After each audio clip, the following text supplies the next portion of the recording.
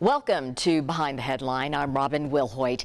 As we come to you, we are well into hurricane season. Fortunately, it's been fairly quiet thus far. But 20 years ago, a monster storm named Katrina left death and destruction across the Gulf Coast. It was one of the deadliest and costliest storms in U.S. history. Entire communities wiped away, including the small town of Bay St. Louis, Mississippi. That's where our WBIR crews traveled in the days, the months, the years that followed, chronicling heartbreak, resilience, and recovery. In this episode of Behind the Headline, we look back at our coverage and the connections that have lasted 2 decades after Katrina. We begin with this report from then WBIR reporter Russell Biven and photojournalist Jerry Owens. We are here with Mayor Favre, the mayor of Bay St. Louis, and Mayor, just kind of give us your thoughts on what's happened to your city. You know, the unfortunate thing is, as it's obvious here, this is pretty commonplace. You know, this kind of tells it all that we don't have a whole lot left. Basically, it's short of total destruction. The entire city, with very few exceptions, was underwater. And both bridges basically just gone. Yes, during Camille, the Highway 90 car bridge was like a checkerboard thing where one section was up, one section was down, but at least it was still intact. The train bridge was still intact, but it stripped the rails off of it, and all they had to do was come back and relay the rails. You know, as we can see, the train bridge the car bridge is virtually gone. Train bridge, we have pilings left. What do you think about all I know you're getting a lot of private donations from churches, from towns like ours. What's your feeling on that, the reaction that you've got? It's difficult to explain it, to describe it. You know, we've had people that they're pouring their hearts out to us to take care of our people. You know, unsolicited, and it's everything from pickup trucks or people with their cars and just something that they could fit in their trunks. Anything from supplies to the water, to food items, clothing, anything that they've been able to put their hands on, they brought it to us. And it's unbelievable. It was not expected. Greatly appreciated. And the unfortunate thing is we've always prided ourselves on the hospitality that we extend to people here. And it would be nice to think that one day we would like to get everybody back and show them what real hospitality is that we've become known for. We have no home, no house, but we have a home. We may not have anything else, but we have each other, and that's what we're all building on.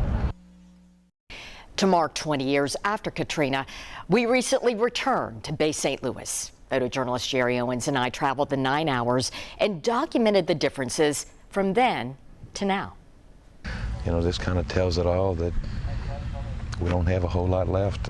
These are among the first images our cameras captured of the sheer devastation Hurricane Katrina brought to this small Mississippi coastal town of Bay St. Louis, Mississippi. Homes washed away, piles of rubble dotting the landscape. Now, 20 years later, the homes have been rebuilt. They are better and they are stronger.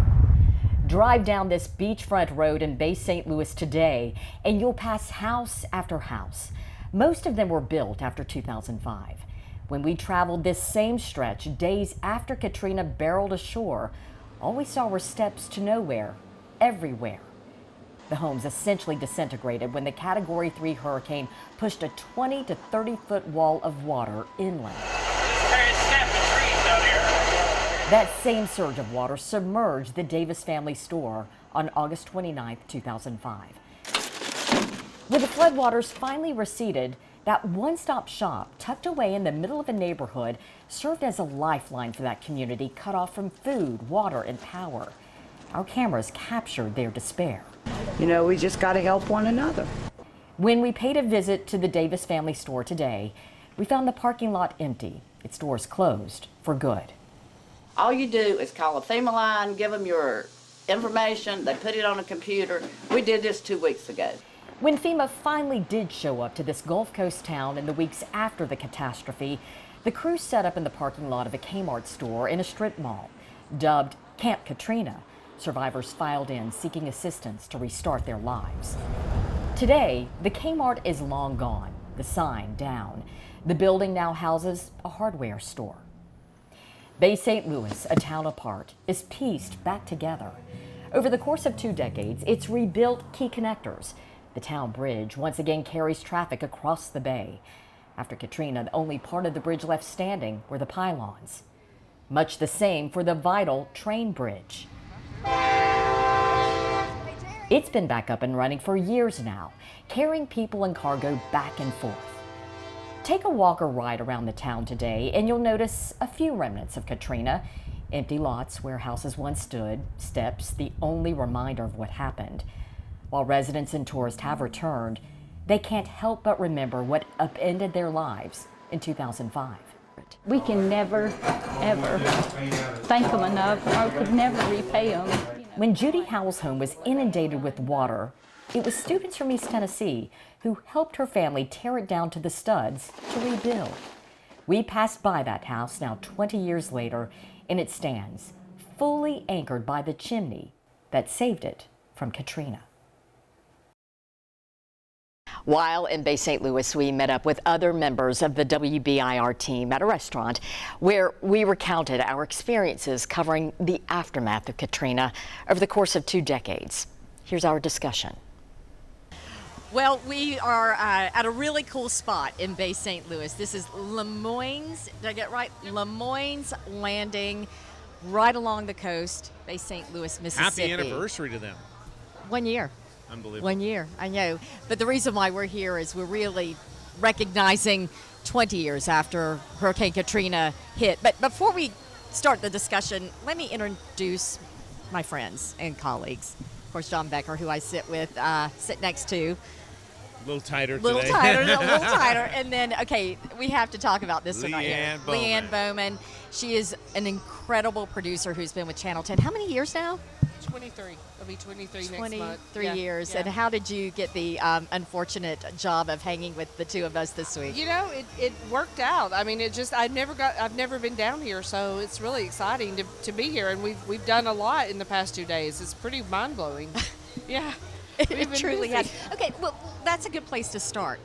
We'll get to you. You've been here. This is not your first time in Bay St. Louis. We have a long history, as you've seen. But Leanne, even though this is your first visit here, you have covered Katrina for 20 years. Yeah, and specifically Bay St. Louis, because I was kind of there. I was doing style at the time. That's how long it was. It was 20 years ago. Yeah, 2005. And so I was doing style, and you know, we were covering Katrina, and I remember that we covered a lot about the people waiting for people from the Gulf to come up. And so everybody was, I remember they were anticipating, and they were, I don't want to say excited, because that makes it sound like, oh, this is so much fun, but they were certainly ready to go, and they were certainly ready to welcome people with open arms, which is what we do. And they were wanting to help in any way possible. Yeah. And so that's what I really remember. Exactly. And so just to back up a bit, after Katrina hit, the evacuees from the Gulf Coast were evacuated to different parts, and Knoxville being one of those cities in which these evacuees landed. Yeah. And so, I mean, and so I remember talking to all kinds of the Red Cross and reporters talking to churches. And I remember my own church. I remember somebody from my own church was like, all I want to do is just hug people. I remember that was her quote, was, I just want to hug these people. And I just felt that was like, you know, a really important thing to say. And that was just, it embodied how everybody was feeling. You know, Leanne, I will say that reminds me of this Kingston church that sent so many volunteers to help rebuild down here. And they did come to Bay St. Louis and help the Morandi family, who we followed, and they were so grateful to see them. But they said that very thing. 20 years later, we talked to them, and they said, when something bad happens, just go hug. You'll find something to do. If it's not a hug, it may be running water from this place to that place, but if you feel moved, go. How unique, though, do you think it was that our station, WBIR, decided we want to focus our attention on one place in particular, and not just go down right after the disaster, but to keep going down? I mean, to me, I will go ahead and shine the light on that. I think it's a testament to following the story. It doesn't just end after the first week of a disaster. I think it's a tribute to our passionate photographers. Jerry's behind the lens. Our colleagues Russell Biven, Ted Hall was a part of the station. So many people just invested in shining the light on this community, because it's only 10,000 people on the Gulf Coast. It's not Katrina with millions, but they were suffering the same problems, Leanne. And a lot of people that first of all, Bill Shorey, I always think we have to give Our him news credit. director, yes, news director at the time. Our news director, and he has a passion for helping others and making a difference. He really did, and so he led you guys down here at Thanksgiving. And I remember all the people. If anybody works in news, they know nobody wants to take off Thanksgiving, holidays. That's kind of a big thing. But like, everybody wanted to come down here for Thanksgiving and spend part of their holiday down here. I remember that. I was really impressed, and I was pretty new at Channel 10 at the time, so I didn't really know that's what a station does. And I mean, the fact that everybody came down here for Thanksgiving and for Christmas and just kept coming, I think says a lot to the Straight from the Heart, our Straight from the Heart brand. And that's what the station did. We made a commitment to follow this story through, but the Thanksgiving and Christmas after Katrina, the decision by Bill Shorey was, let's gather people in East Tennessee.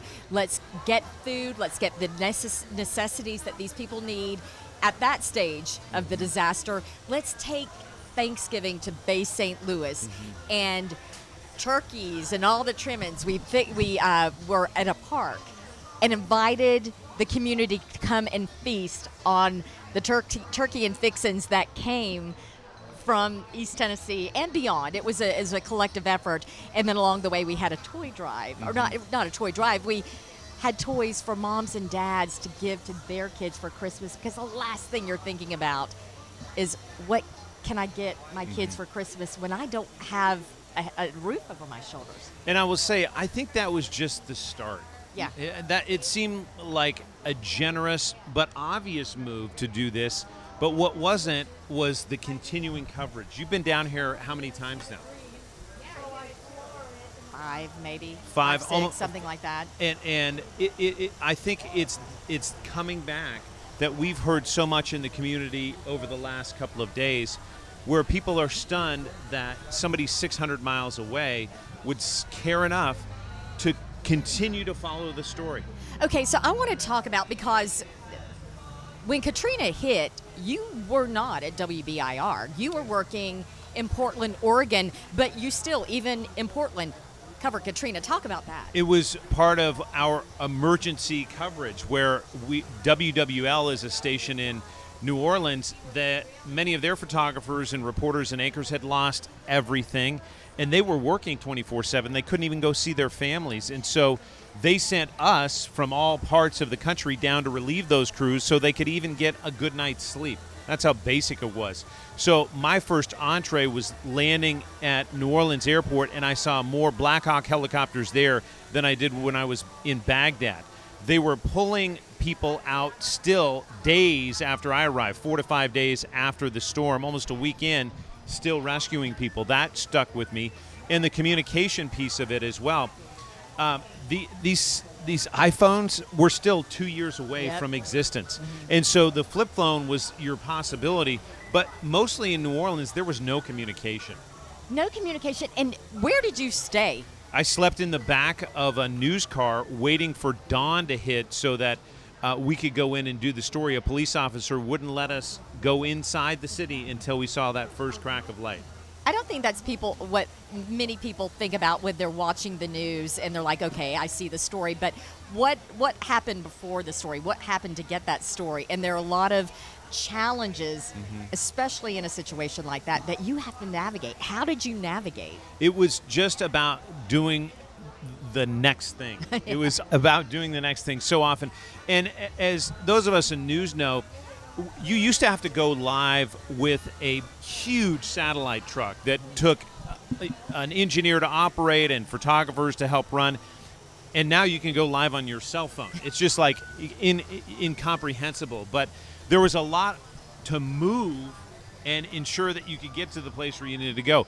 WWL went to in Baton Rouge, the LSU campus, and that's where the public television station was operating, and that's how they stayed on the air through the storm, was they had to leave where they were working and move their entire news operation there. I mean, it's mind-boggling how they made, how they endured and how they got through. So let's move it back. You were on the ground here in the Gulf Coast. Leanne, as we mentioned, you were back at the station producing, and in doing so, you found just stories that gripped East Tennessee. One in particular, I want you to share this story. Yeah, so this one sort of, and I got to, full disclosure, Russell Biven gets all the credit for this because, you know, he came down here and he was very involved in everything back in East Tennessee, and somehow from, I think it was Children's Hospital, one of the hospitals said, hey, we've got this family from New Orleans, and the son and the grandmother, I think, were up there, and they were trying to find his father. His name was Arnold Learson, and so Russell was like really wanting to help them, and somehow they found him, and the reunion was on live at 5. It was a big thing, and Arnold ran through that studio and jumped in his father's arms, and I remember that because I was doing style at the time, and it was done at 5, and they said, hey, can you take Arnold and sort of, you know, kind of keep him occupied? So that poor kid had to hang out with me. So I was like taking him and showing him all the stuff in there. I was like showing him where we are and everything. And you know, he was just a sweet boy. He was so nice, and I could tell that he, because he talked about his dad a lot. So, and I just wanted to say, you're not going to believe what's going to happen, but I didn't. And he, you know, we had talked to a local, I think it was, I can't remember the dentist, but we had talked to him about working on the dad's teeth because he had some problems with his mouth. And so I remember doing that and talking to Russell, and Russell was just, I mean, he was just so good to that family, and so it was a really special time. And I think those are just examples of the emotion that we witnessed. How hard was it for you, Leanne, to know, okay, I've got a job to do. This show has to go on, and you've got all the technicalities that go on with that. But as you're witnessing something so emotional, how do you balance the two? You know, honestly, I remember that Paul Brown and I were sitting in the kitchen, and you can see Paul walk. I can still, when I watched the video the other day. The kitchen in the studio. Yeah, we have a kitchen in the studio, and I can remember Paul and I were standing there, and he has a son, and I remember he got really emotional and just kind of walked out of the way, and I just was beaming. I was so excited because I had spent 30 or at least 20-30 minutes with Arnold, and he was such a sweet kid and so likable, and I was just like, I couldn't wait for him to see his dad. And then it was more than you could ever expect, the reaction, and it was just so touching and so lovely. And you know, I followed up with him several years later. He has a son, and you know, and so that made me feel old, first of all, but it was just really special to talk to him because, you know, I remember him downstairs riding our little treadmill, or on the treadmill down there, or I mean, sorry, the bike, and then he was up there. Now he's a father, and I really wish him well because he was such a great kid. Once again, it's like those full circle moments. You don't want to just start with the story. You want to get to the end of the story. I can't imagine how many stories you can recount, but you know, what is the story that got you right here? There was one right after the storm when this woman in Knoxville, the Sherry from Knoxville, sent a Bible to Biloxi, Mississippi, and it was a big print Bible, Mama Lehman's Bible. And she sent it down, and she said a lot of summing up what you said, Leanne, sending some hope, sending some hugs. Let me just send this down and see what happens. Hopefully it will bring someone some comfort. Okay, I'm going to stop you right there because we actually have this story. You've got to check it out. Take a look. I was so excited when I found it. This well-worn giant print Bible from a Sherry in Knoxville, Tennessee, Words cannot describe when you're going through something. saved this Sherry in Biloxi, Mississippi. It just lifted me up. It ministered to me. Hurricane Katrina stole everything Sherry Helveston owned. But that's where it was, and it just went over that fence, and it landed almost to that other street. A wall of water, 27 feet high, have some more washed up in my away her purse. home of 30 years, drowning everything in bayou mud, That's what was including in our her home. family Bible. This was home to me. This was my home.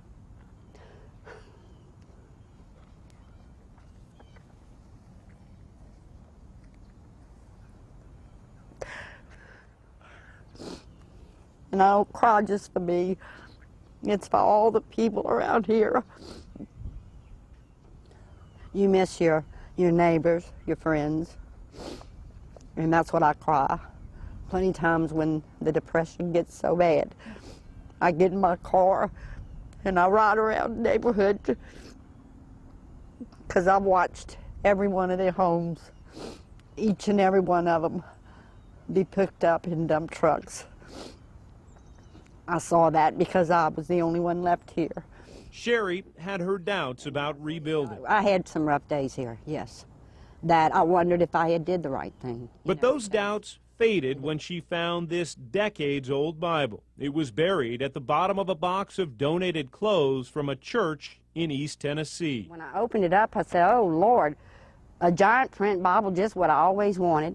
And when Few I words did, inside this offered note more comfort was than a in it. handwritten And it note kinda from a slid woman out and by her I same picked it up name in Knoxville. When you're going through something so devastating as Katrina, the words that she wrote were so powerful. To whomever finds this Bible, I feel so helpless to help you. You are so very far away. Please accept our meager offerings, and please accept this Bible. It was my grandmother's. She is 101, suffering from Alzheimer's, and probably would have been one of the first to die if East Tennessee had suffered this disaster. Feel the power of our prayers and have faith. Godspeed, Sherry. When you're going through something like Katrina, it was exactly what me and the world needed to hear. Overwhelmed by her praise to gift, God. Sherry shared the discovery with anyone who would listen, including Knoxville author Brenda Walsh. And she said, Brenda, I got to tell you, she said, my biggest dream is to someday meet the other Sherry. I want to meet the woman that was unselfish enough, that was kind enough, and she said that loved God enough to part with her own grandmother's Bible. In her book about small miracles during and after Katrina, Walsh devoted a chapter to the Biloxi Bible story. To know that another person parted with something so precious as her own grandmother's Bible, I mean, that speaks volumes. But finding the author of the note, the mysterious Sherry from Knoxville, turned into a discouraging hunt. We both searched for hours and hours. Did you ever think you would find her? At that time, no. I wanted to send food so someone wouldn't Meet cut the their Sherry food trying to, from Knoxville. I so sincerely wanted to help somebody.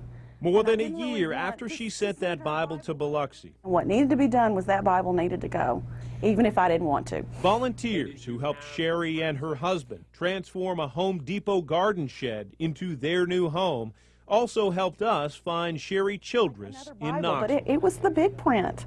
It was Mama Lehman's Bible. We also met now 102-year-old Mama Lehman and learned it wasn't easy for her granddaughter to give away that family Bible. I didn't have some peace that I had done the right thing. No, I just, so I thought that it probably had rotted in a parking lot. But one day, more than 12 months after the donation drive, leaders in her Knoxville church told Sherry Mama Lehman's Bible made it to Biloxi. It wasn't long before the two Sherrys connected by phone. I feel a really close connection to her, even though I've never met her. But we clicked instantly. There was a bond there through this letter that she knew and I knew that there was something to this. Biloxi sits about 570 miles south of Knoxville, and both Sherrys talked about meeting face-to-face sometime. But since this story is about small gifts, we thought a surprise plane ticket would speed up that long overdue meeting. And here is this lady that I am supposed to meet. Fresh off her flight south, anticipation builds during the car ride, and Sherry admits she's already cried this morning. I feel like it's Christmas. It doesn't feel real. 15 minutes later, outside the home of the Sherry from Biloxi, the surprise is set, and then, out from behind an old FEMA trailer, the two Sherrys meet for the first time. No! No! I haven't called you because I knew I could not tell you. Oh my God! No! Oh my! No! Can't believe this. I am so shocked. Are you okay? Oh my God. It's okay. It's okay. Oh. That is a blessing, I tell you. Oh. She's so happy you just don't know. I would Yes. love. Oh, I would you got love. To see it. You got to see it. You got to see my house. The moment begs for one more reunion. Hand in hand, the two Sherrys walk indoors, and for the first time since she gave it away, Oh, okay. There it is. Yes. See, it just gives me chills. tucked it in a donation box, hoping to bring comfort to hurricane survivors, Sherry Childress once again holds her gift, Mama Layman's Bible.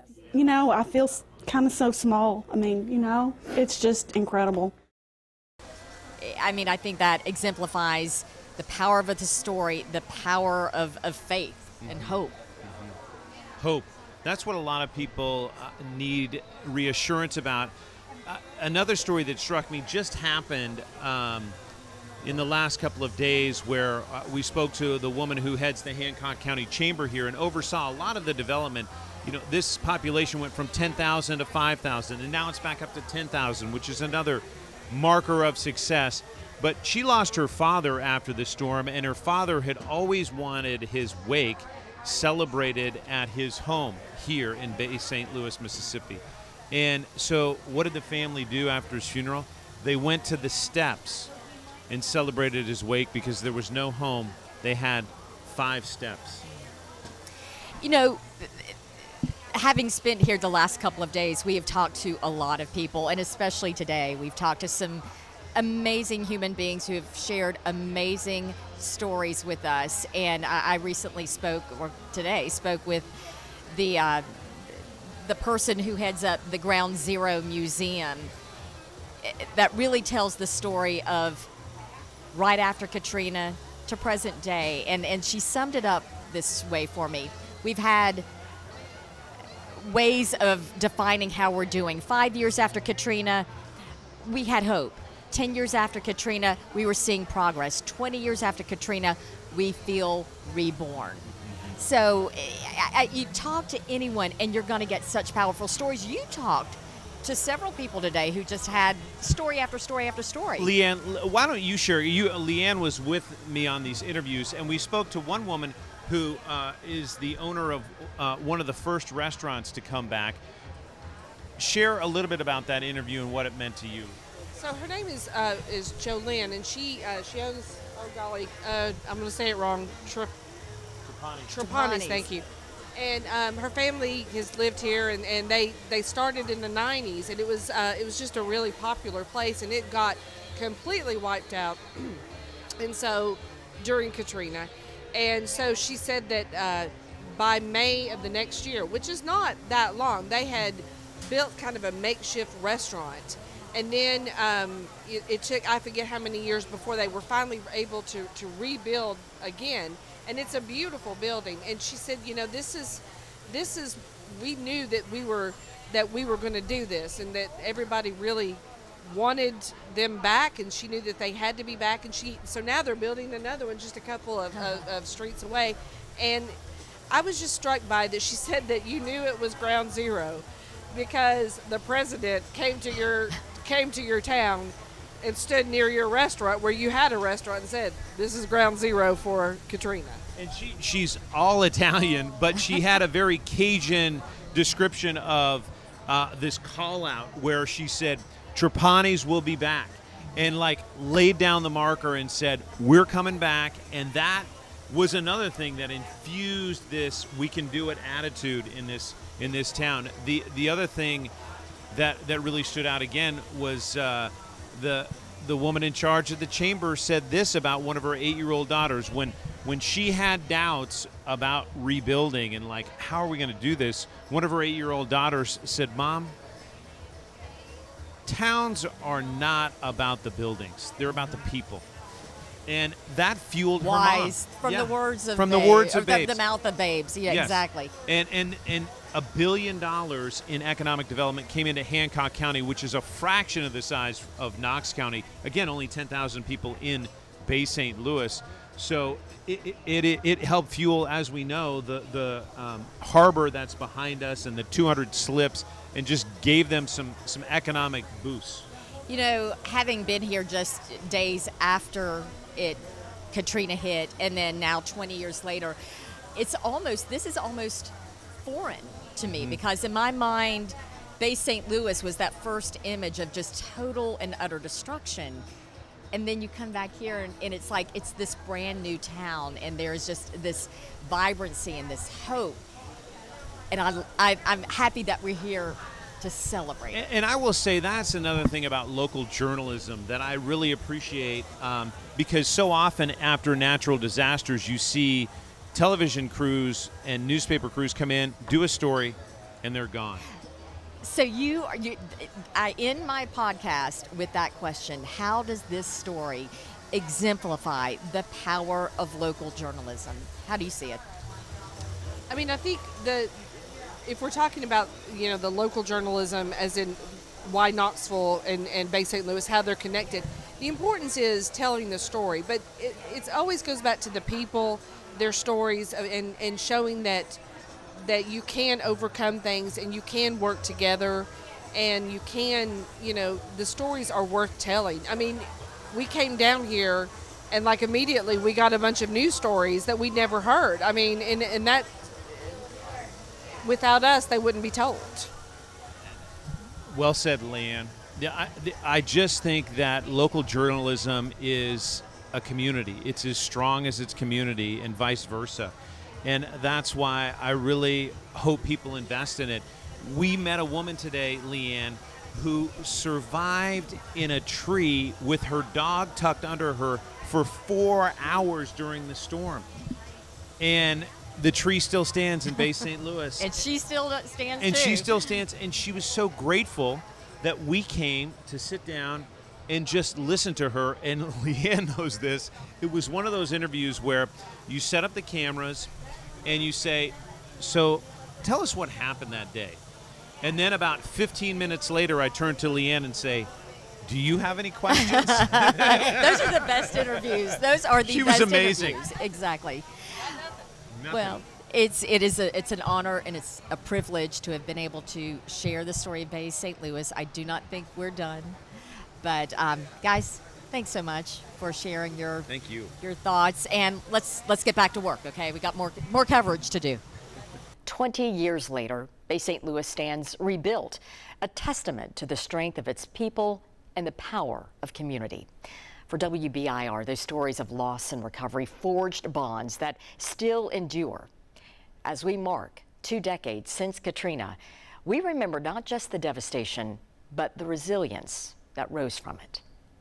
Thank you for watching, and be sure to tune in to our next episode of Behind the Headline.